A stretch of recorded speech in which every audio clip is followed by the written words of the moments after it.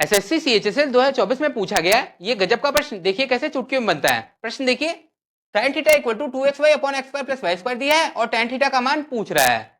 अगर आप Pythagorean triplet या त्रिक निकालना जानते हैं तो x square minus y square 2xy और x square plus y square ये पाइथागोरियन ट्रिपलेट या त्रिक बनाते हैं। चाहे तो आप इसे पाइथागोरस प्रमेय कर्ण का वर्ग बराबर आधार का वर्ग प्लस लंब का वर्ग या हाइपोटेन्यूज का स्क्वायर इक्वल टू बेस का स्क्वायर प्लस परपेंडिकुलर के स्क्वायर से निकाल सकते हैं।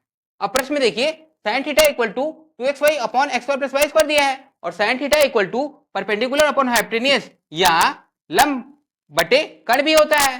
तो 2xy परपेंडिकुलर या लंब हो जाएगा और x square plus y square hypotenuse या कर्ण हो जाएगा और बचा हुआ x square minus y square base या आधार हो जाएगा। अब tan थीटा का मान पूछा है और tan theta equal to perpendicular upon base या लंब बटे आधार भी होता है। तो tan theta equal to perpendicular या 2xy अपॉन बेस या x square minus y square 2xy upon x square minus y square. Option number B इसका राइट आंसर हो जाएगा। स्टैटिस्टिक्स का ये फॉर्मूला बेस्ड प्रश्न अक्सर एग्जाम में दिख जाता है। पहले फॉर्मूला जानिए। स्टैंडर्ड डिविएशन इक्वल टू होता है स्क्वायर रूट ऑफ वेरिएंस या मानक विचलन इक्वल टू होता है स्क्वायर रूट ऑफ प्रसरण। अब आरआरबी एनटीपीसी सीबीटी का प्रश्न देखिए, यदि 5 वैल्यूज या मानों का वेरिएंस या प्रसरण 0.64 है तो इसका स्टैंडर्ड डेविएशन या मानक विचलन क्या होगा। तो स्टैंडर्ड डेविएशन क्या हो जाएगा, standard deviation equal to square root of variance या वेरिएंस 0.64 दे रखा है तो स्क्वायर रूट ऑफ 0.64 या 0.8 और ऑप्शन नंबर डी इसका राइट आंसर होगा। आरआरबी एनटीपीसी 2022 का प्रश्न देखिए, square root of 12.5 into 8 into 1.44 का मान बताना है।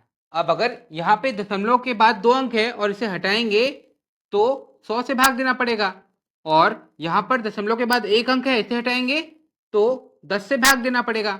अब देखिए 25 चौके 100, 25 पचे 125 और 4 दूनी 8, 2 पचे 10 और 5 एकम में 5 तो क्या बचा, स्क्वायर रूट ऑफ 144 बचा और स्क्वायर रूट ऑफ 144 12 होता है तो ऑप्शन नंबर बी इसका राइट आंसर हो जाएगा।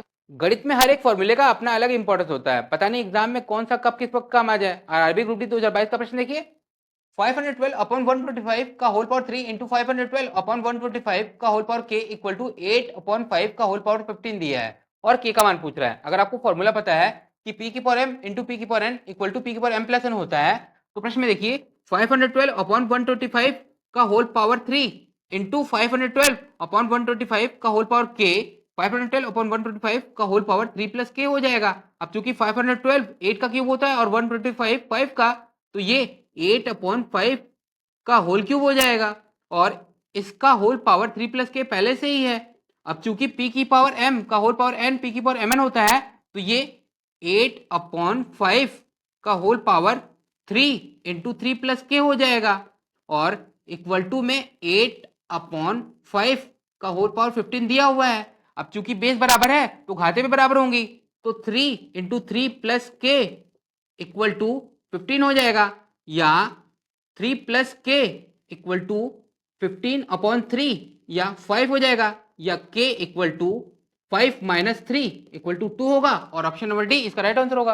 आरआरबी एनटीपीसी 2021 में आया हुआ प्रश्न है 3506 350 और 6 से मिलाकर 4 डिजिट या अंकों की सबसे छोटी संख्या या स्मॉलेस्ट नंबर बताना है। इसके लिए संख्याओं को उनके बढ़ते क्रम या इंक्रीजिंग ऑर्डर में अरेंज कीजिए। जैसे सबसे पहले 0 आएगा, उसके बाद 3, उसके बाद 5 और उसके बाद 6।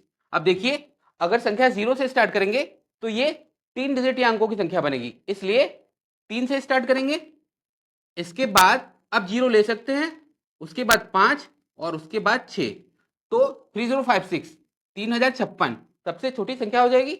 आरआरबी जेई 2019 के इस सवाल में आपको a square by b square plus b square by a square plus 2 का स्क्वायर रूट या वर्गमूल ज्ञात करना है। अगर आपको एक्स प्लस वाई की होल स्क्वायर का फॉर्मूला याद है जो कि x square plus y square plus 2xy के इक्वल या बराबर होता है तो ये जो एक्सप्रेशन लिखी है ये a by b plus b by a का होल स्क्वायर ही तो है। देखिए a बाई बी का whole square plus b by a का whole square plus 2 into a by b into b by a, तो बी से बी कट जाएगा और ए से ए कट जाएगा, तो 2 ही तो बचेगा, और इसी का तो स्क्वायर रूट पूछा है, तो वो क्या हो जाएगा, equal to a by b plus b by a, और ऑप्शन नंबर डी इसका राइट आंसर होगा।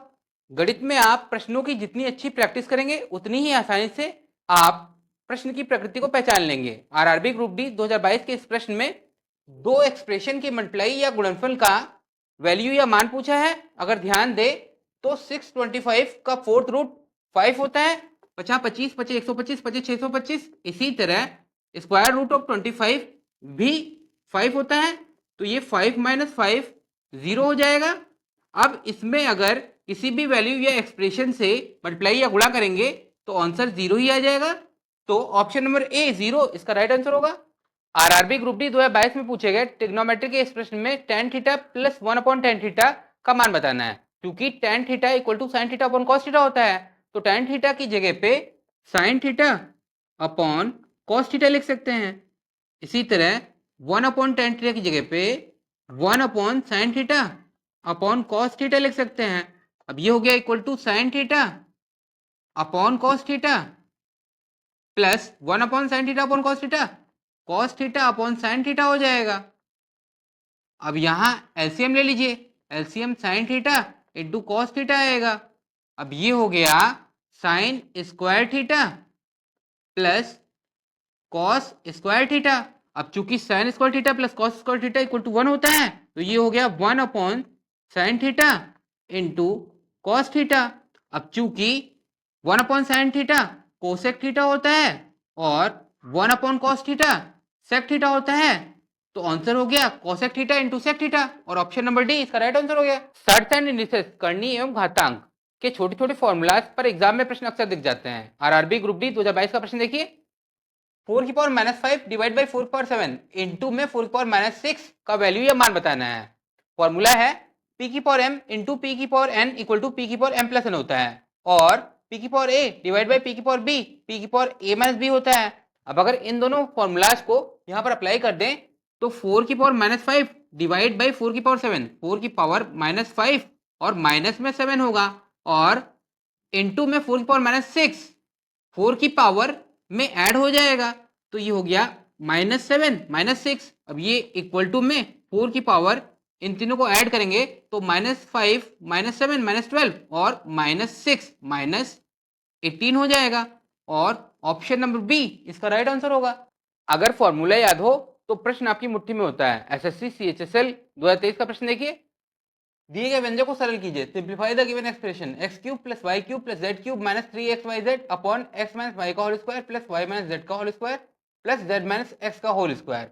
अगर आपको फॉर्मूला याद है कि x cube plus y cube plus z cube minus 3xyz equal to 1/2 into x plus y plus z, और into में x माइनस वाई का whole square plus y minus z का whole square plus z minus x का whole square होता है, तो प्रश्न में देखिए केवल इसी को x माइनस वाई के whole square plus y minus z के whole square plus z minus x के होल स्क्वायर से ही तो डिवाइड करना है, तो ये वाला एक्सप्रेशन पूरा कट जाएगा, तो क्या बच जाएगा equal to 1/2 of x plus y plus z, और ऑप्शन नंबर डी इसका राइट आंसर होगा।